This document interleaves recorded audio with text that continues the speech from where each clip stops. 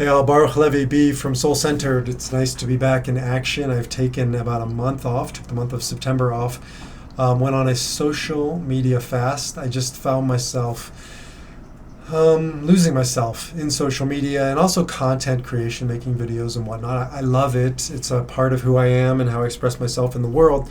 But I find that when I can take a step back and get clear in the face of chaos, I'm a different person. The chaos starts to dissipate, diminish, and not only myself, but the people around me are better for it. And so I think it's an important reminder for me and for all of us, as one way of dealing with the chaos, is to just take a step back.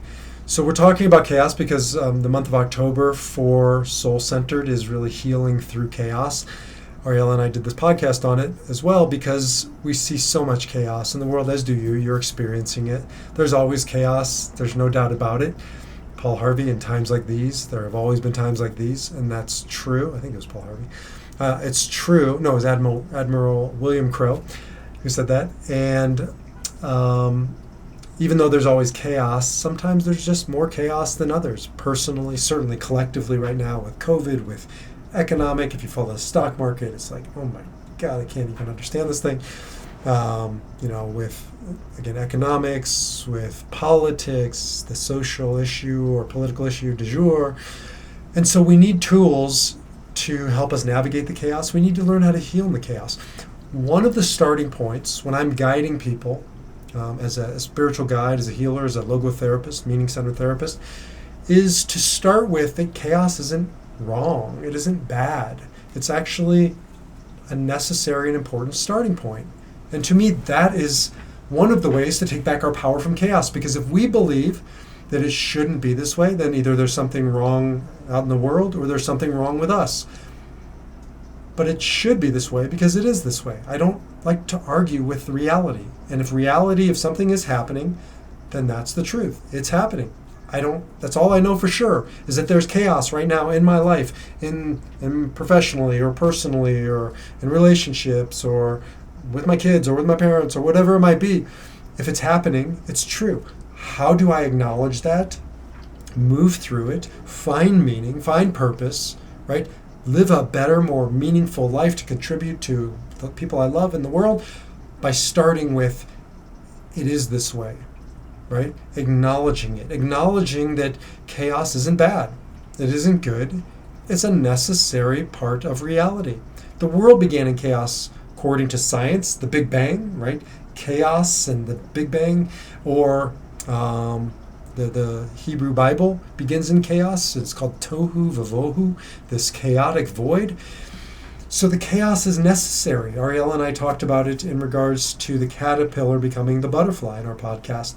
The chrysalis, the cocoon, fancy word for cocooning, the chrysalis, that thing the caterpillar creates and enters into, it's a chaotic process inside there. It looks calm to the outside, but if you were to open it up, and don't do it because you'll kill the poor little caterpillar trying to become a butterfly, you'll see in there that it's a chaotic mess. It's messy inside there.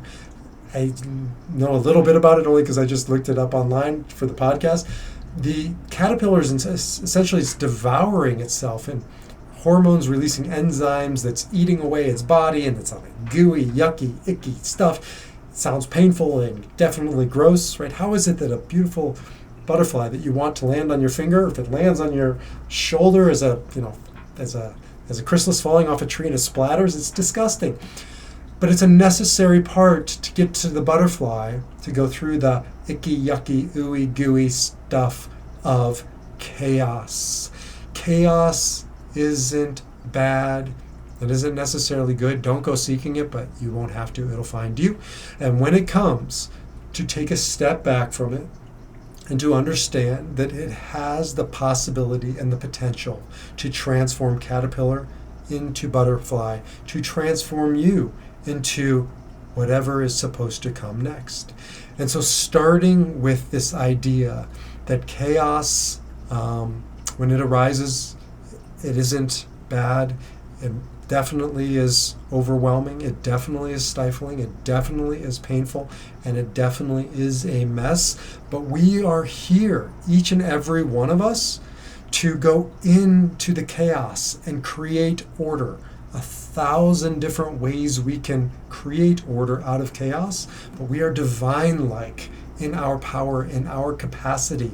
And so I'll be spending the next few weeks of October talking about different ways to transform chaos, and it starts by accepting it, by acknowledging it, by embracing it as the beginning point for transformation in our life. Would love to hear from you on your experience of healing through chaos.